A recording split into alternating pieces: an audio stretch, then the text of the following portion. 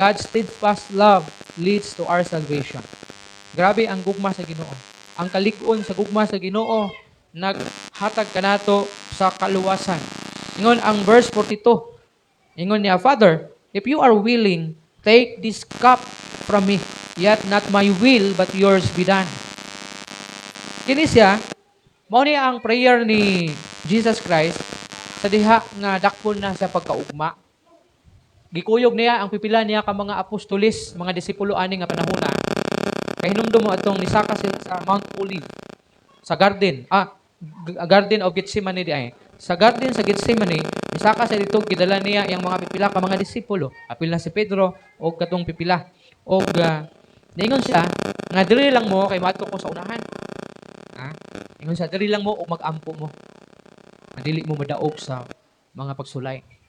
So milakaw siya sa unahan ug nag-ampos, nag-relax siya dito siguro, nag-ampos sa Ginoo kay sakit man kayang gibati. Kaya ani nga panahon niagas ang blood ug ang singmot diha sa iyang lawas niya nga mihatag kini og tumang kasakit diha sa iyang gibati niya. Manang nag-pray siya sa Ginoo sa iyang amahan ingon niya, Father, if you are willing, take this cup from me. Kuha aning sakit nako, kining kasakit nga akong gibati. Pero dili ang akong kabubuton, apan ang imong kabubuton mo ay matuna. See? Niya human ato kay balik sa ito ni kaplag niya yung mga disipulo nga tulog, unta niya gipukaw. Bangon mo, bangon. Ano matulog man mo diri? Dili mo makahimo pag ampo ubad ka nako bisan og pipila lang ka oras. Imagine mo na, pipila ka oras. So malagmit na 2 hours, 3 hours, 4 hours or half day ba to sila dituan di sa nag-ampo. So sabot na kung gituman ni Jesus Christ ang iyahang gibati nga sakit. Kay sakit man kayo, mingon sa Father, kuhaan yung sakit nga ni kanako. And then isibat dayon siya. Layas ni anhid, natog Amerika ba siguro. Posible wala gid siya mamatay. O di kitang tanan, impyerno tatanan. Kay man siya mamatay. Pero tungod kay masinulundon man siya sa iyahang father niya. Ingon niya, kuhaan ning sakit nako pero dili ang akong kabubuton may matuman apan ang imo mo ay matuman. Sinusin ito po. Ang kabubuton siyang amahan ang nasunod. Now, Jesus knew what the Father's will was. Kay balo siya unsa ang kabubuton sa amahan. Apan, ang iyahang grabe na pag-antos nakapahagit kaniya. Imagine nimo. Mura ginana ta ba? Kabaluta na unsa gyud ang pagkagamhanan sa Ginoo. Unsa ang mahimo niya nimo. Unsa ang kaya niyang buhaton para pagaanon ang imong gibati nimo. But sometimes madaog siya sa suffering, sa giantos nimo. Usahay mawad-an ka og pagsalig sa Ginoo, maluya ka kay ma-overpower ka sa suffering na imong gibati. Pero hinumdumi na bisag unsa pa man ang imong gibati, labaw ang Ginoo nga nasayod niya ng tanan. Kabalo ang iyang amahan nga kabalo si Jesus Christ nga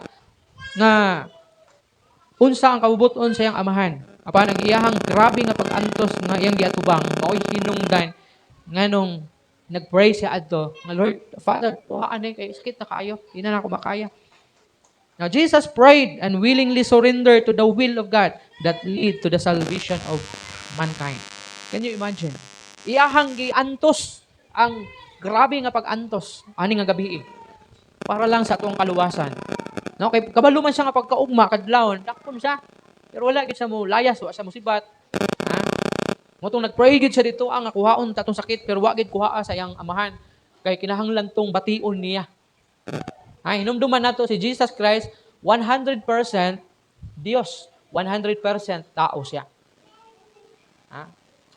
Katong pagpakatao niya diha sa kay Maria ngayang inahan, nagpasabot to siya nga 100% tao gid siya. Mao tong mubati siya og kasakit, mubati siya og kaguol, mubati siya kasuko. Kay naaman siya sa human body. Pero 100% Dios siya. Si Jesus Christ.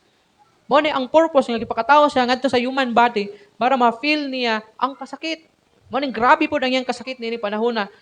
Pero nag-ampo siya sa Ginoo, nakuhaon pero apil ang iyang prayer na surrender siya sa kabubuton sa Ginoo. Ug tungod ni ana mao ang imong hinungdan nga ang tanang kaliwatan makaangkon og kaluwasan. Kay kung wala, impyerno tatanan. Manakita bisag kaliwala sa sakit natong gibati nato. Pag-pray gyapon ta nga makasunod ta sa kabubuton sa Ginoo. Kaya ang sakit natong gibati nato, ang suffering natong giantos nato, mao mo gud ni ang usahay hinungdan nga dili ta makasunod sa kabubuton sa Ginoo.